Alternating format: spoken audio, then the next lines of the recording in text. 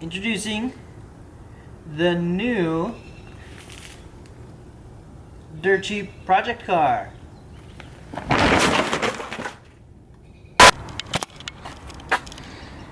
Yeah.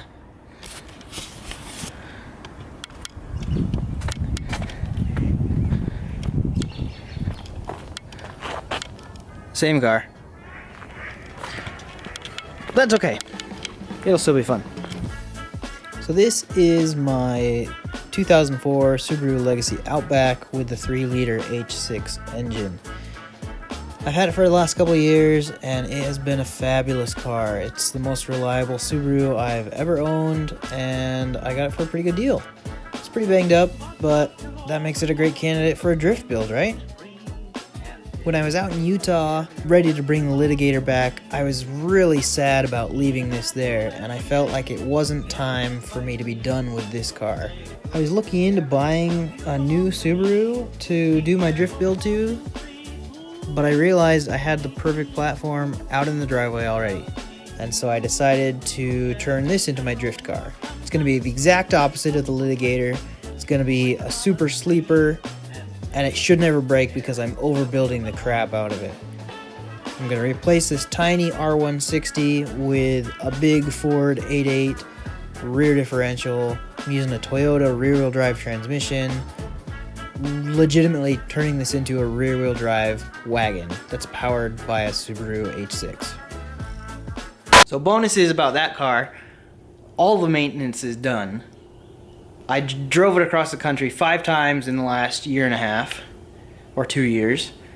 I just got back from driving it 3,500 miles. It does great, I trust it, and it already has the 6-cylinder. So, anybody wondering about the supercharged 6-cylinder, that's still a thing, but it's gonna be slow because I gotta do some other things first. But that's still kind of the plan. That's why I have H6 exhaust, intake manifold and another H6 over there. But this year we're going to go full rear-wheel drive. So here is my extremely messy garage, but it is full of parts. The main thing is that and that. All the rest of this is just kind of test equipment. Yeah, we're building a drift car. I haven't figured out a name for it yet. Hasn't really had one. On Instagram, its handle is Not Your Lesbian Aunt's Legacy. That's still fairly relevant, but I'm trying to figure out a real name. Anyway, so what we're doing is making a Franken car. So I really like the Legacy platform, but I want to drift it, and I can only drift it when there's a frozen lake.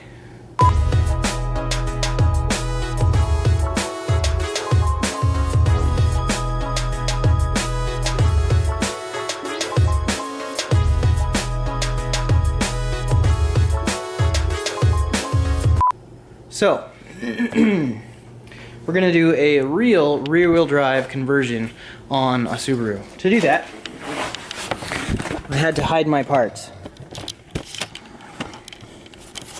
So under here is a Toyota R150. So it's a transmission out of a Toyota T100 two-wheel drive. It's basically the same thing as an R154, which came in the Mark IV Supra. What's the retail on one of those? More than you can afford, pal. But with different gears because it was in a truck. But it should be fairly substantial as far as what it can deal with. The rear end is more problematic.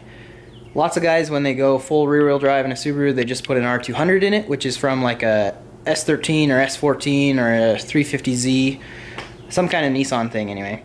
And that's a good way to go, but I don't have any local, and that's just the price. I'll get into that. I'll get into why I'm not using Nissan stuff later, but to keep it short, I'm using a Ford 8.8 rear end out of a Ford Explorer. And like I said, I'll go into the reasons why later, but this is just kind of an overview of what you guys can expect. So I have an Explorer, heck, rear hub, well, rear knuckle, axle, some brakes, more brakes, another hub assembly, Explorer hub, and that's going to be where the magic happens, and a bunch of other wheel bearings in various boxes because I'm doing R&D. I finally got to the point where I know what parts will work and what parts I'm using, and so I'm ready to start on the build. So today I'm pulling the subframe, the rear subframe, out of it, and yeah, we're going from there. So follow along if you're interested. I know I'm destroying a great part of the Subaru by taking out the all-wheel drive, but whatever. So make sure to subscribe. There's more coming throughout the summer. I'm going to be taking this to a drift event the first weekend in August, and so I have to have it done by then. That's the plan. I should have time for it. But yeah, let me know what you think. Drop your questions in the comments, and if you want to see more frequent updates, follow me on Instagram at Dirtcheapdaily, or at Not Your Lesbian Aunt's Legacy, or at The Litigator, or find me on Instagram, because we're going to be working hard this summer. It'll be good. Thanks a bunch. Peace. You ready for this, Grumpy?